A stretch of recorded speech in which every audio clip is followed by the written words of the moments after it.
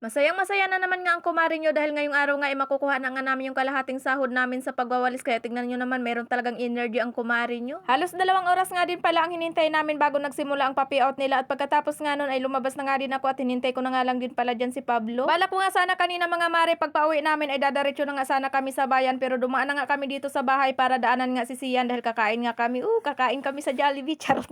Wala pa nga kami mga almusal dyan mga mare pero ang oras nga dyan ay pananghalian na kaya magkasama na naman nga yung almusal namin tsaka pananghalian. Diyos ko day, pinag-isa na nga lang talaga para tipid. At doon na nga lang din namin naisipan sa bayan mga mare para makakain na nga din kami kaagad dahil kung magluluto pa nga ako dito sa bahay ay Diyos ko day, anong oras na nga at isa pa nga mga mare ay wala naman talaga akong maluluto dito. At isa pa nga mga mare ay deserve din naman namin to dahil nakakapagod din kaya magwalisan no, charot. Pero ang totoo nga niyan mga mare, muntik na talaga kaming hindi kumain dyan kanina sa Jollibee. Paano kasi may nag-iinarte ito si paring Pablo nyo, ayaw nga pumasok sa loob ng Jollibee at kami na nga lang daw ni Sian. Pinapatik out niya na nga lang yung para sa kanya mga mare, abay papa, dubli-dublihin pa nga ako ng pagpipindot-pindot alam naman niyang hindi ako sanay, Diyos ko day. At talaga naman ngang nainis ako sa kanya kanina mga mare at kamuntika na nga kami magsuntukan, charot. At habang binabalot ko nga dyan yung natira namin Chicken Joy, ay gusto ko nga lang palang i-shoutout yung nagpa-picture sa akin kanina. Hindi ko nga natanong yung pangalan niya, pero may picture nga kami. Paki-comment naman dito kung nanonood ka. Pero pakitignan nga po muna kung maganda ako dyan sa picture natin. Pero pag hindi, wag mo nang i-comment. Charot. Medyo nagulat nga ako mga mare sa pagtawag niya nga sa akin kanina kasi hindi ko nga siya kilala. Tapos na-realize ko nung tinawag niya ako ng vlogger, ay oo nga pala, may nakakapanood nga pala sa akin. Hindi salamat. Medyo nahiya nga din pala ako sa kanya kanina mga mare kasi iniisip ko na baka iniisip niya na hala, ang ganda-ganda nito sa video tapos ganito pala itsura sa personal.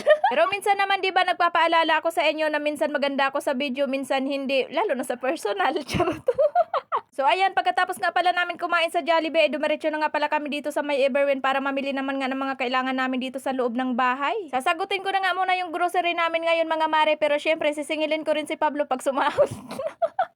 Mga importante nga lang pala na ginagamit namin sa bahay mga mare yung mga pinagkukuha ko dyan dahil alam nyo naman nga at sinabi ko nga sa inyo kanina na kalahati nga lang pala ng sahod namin ang nakuha namin at sa susunod na nga lang daw pala yung kalahati. Hindi pa naman kasi kami tapos magwalis mga mare at yung binigay ka sa amin na sahod ay 5 araw nga na pagwawalis namin. Sa isip ko nga kanina mga mare kako bakit hindi pa ibigay ng buo para everybody happy. Pero hindi nga pwede yung ganun mga mare dahil baka pag naibigay na sa amin yung buo abay baka hindi na kami magsipasukan kinabukasan. Charot. At eto na nga kung saan-saan na naman nga napunta yung mga pinagsasabi ko, Diyos ko day. Pagkatapos ko nga pala makuha yung mga kailangan ko doon sa baba mga mare ay umakyat naman nga ako para kumuha naman nga dito ng deodorant dahil naubos na nga yung deodorant ko. Kumuha na nga rin pala ako ng pulbo dyan mga mare at piling-pili nga ako dyan sa pulbo baka gaw-gaw yung makuha ko. Charot. Simula nga pala nung gumagamit ako ng sunscreen na hindi na nga pala ako masyado naglalagay ng pulbo pero kumuha nga lang pala ako dyan dahil nagpapakuha nga si Sian. At pagkatapos nga nun mga mare, nakyat ko na nga rin sa counter yung mga pinagkukuha ko ng mabayaran at nang makauwi na nga kami. Nasa 1,060 nga pala lahat yung mga pinagbibili ko dyan mga mare at yung natira nga pala sa sahod ko ay 1,000 na lang. O diba ang bilis maubos.